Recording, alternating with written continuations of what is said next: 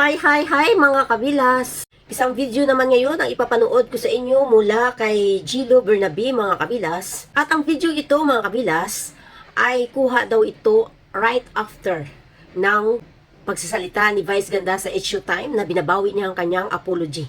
Panoorin natin.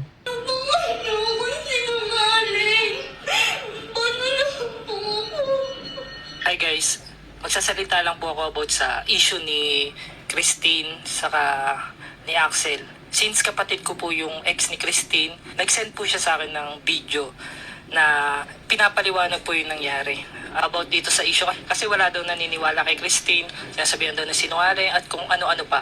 At ang dami na nagme-message sa kanya. Gusto na nilang ilinaw o linawin. Ito yung chat namin, yung conversation namin ng kapatid ko.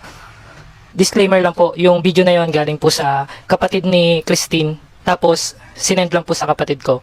And then, kaya po na magkasama sila ngayon kasi tinawagan po ng Showtime o tinawagan po ng isa sa staff ng mga Showtime yung kapatid ko para i-comfort si Christine since nag-hysterical na daw po. And wala po silang kasama kasi naglilipat po ng bahay sila Christine. Kaya po pinapunta ng Showtime yung kapatid ko sa bahay nila. Panoorin niyo po yung mga video para malaman niyo po yung totoong nangyari. Ito po yung video, ipa-flash po dito.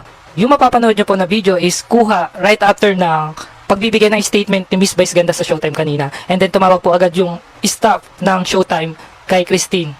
And ayun po yung usapan nila. Alam ko po na hindi tama na i-post ko to kasi alam ko po na private yung usapan nila. Pero hindi rin po tama na ibabash si Christine nang dahil sa mga pagkakamali. O wala po akong sinisisi na tao. Pero kasi nasisira po yung buhay ni Christine ngayon. And nakasama ko po siya dito sa bahay matagal po.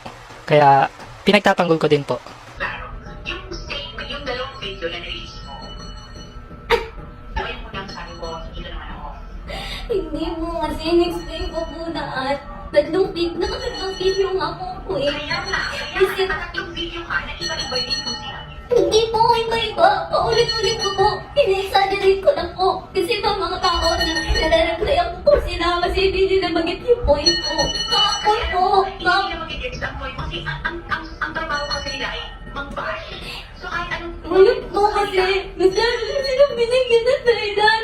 Parang may bash ako. Pinubukas niyo ako sinungaling.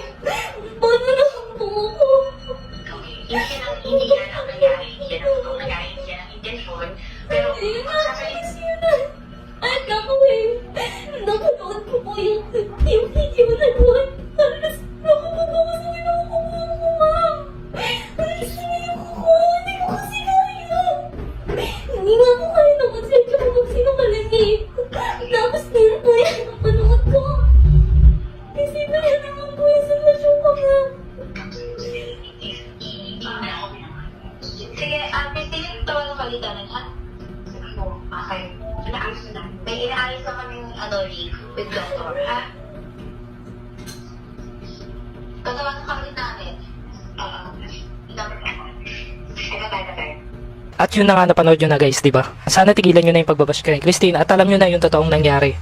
Di ba? Showtime pakiayos naman na ito.